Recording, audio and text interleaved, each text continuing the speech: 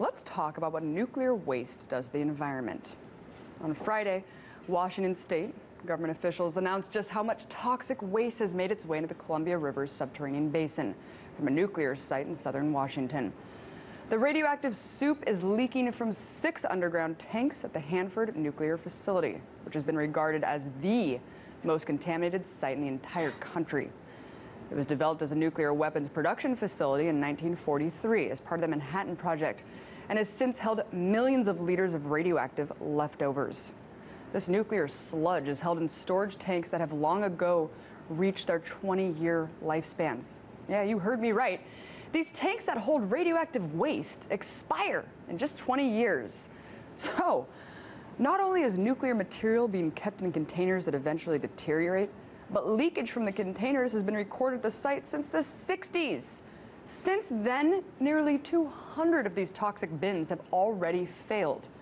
According to Washington state officials, the leaks produce between 150 to 300 gallons every year, meaning that thousands of tons of nuclear sewage have already been contaminating the environment at the site for decades.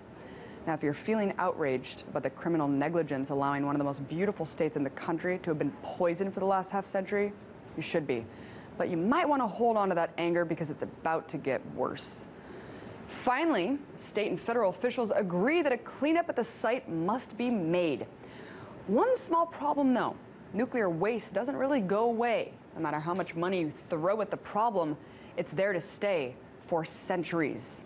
A new report by the Department of Energy sets the lowest estimates of the cleanup at $115 billion and is expected to last until 2090. And of course, the bill is for you and me, the taxpayers, to front, but it always falls in the backs of the people, doesn't it? Even the location of these sites are designed to take advantage of the most vulnerable. The Hanford site was constructed in a sparsely populated mountain region.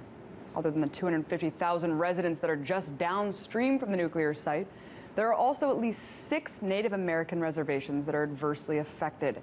Hanford is just another example of what journalist Chris Hedges refers to as one of capitalism's sacrifice zones, which he describes as, quote, areas that have been destroyed for quarterly profit.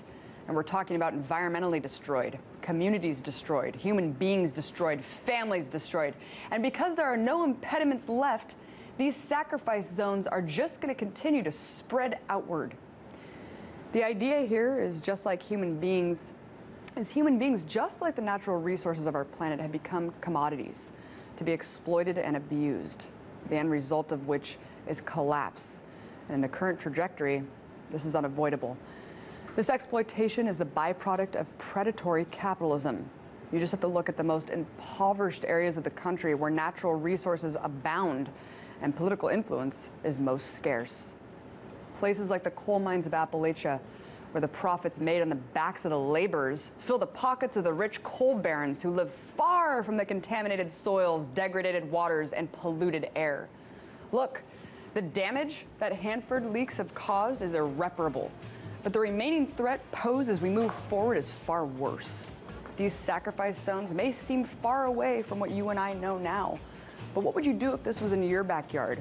Because soon it might be.